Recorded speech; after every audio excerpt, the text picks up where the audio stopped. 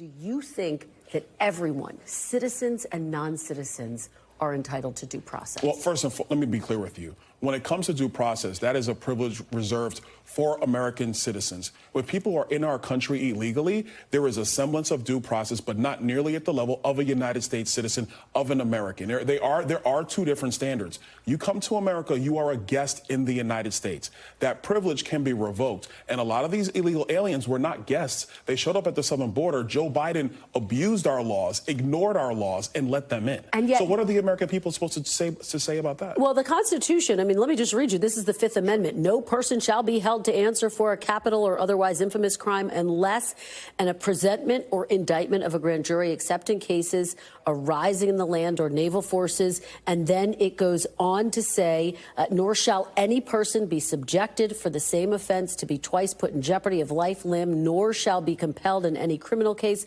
to be a witness against himself, nor be deprived of life, liberty, or property without due process of law.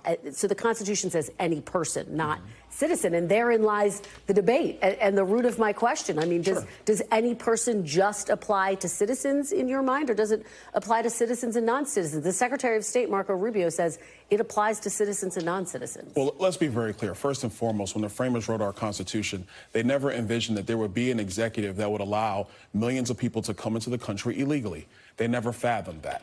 Number two, more importantly, you have a situation right now. Is it okay for any administration to not follow the law, abuse border security laws, let millions of people in, and then hide behind the court system to say, well, now they're here, so now we have to go through a lengthy process? Let's examine this right now.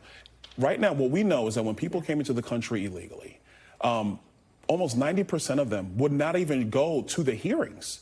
So if you're supposed to show up for a hearing and you do not go, what are we supposed to do as a country? Very quickly, let me just interject, and we're running out of time, and I still have to get to the economy. What a bunch of fucking bullshit.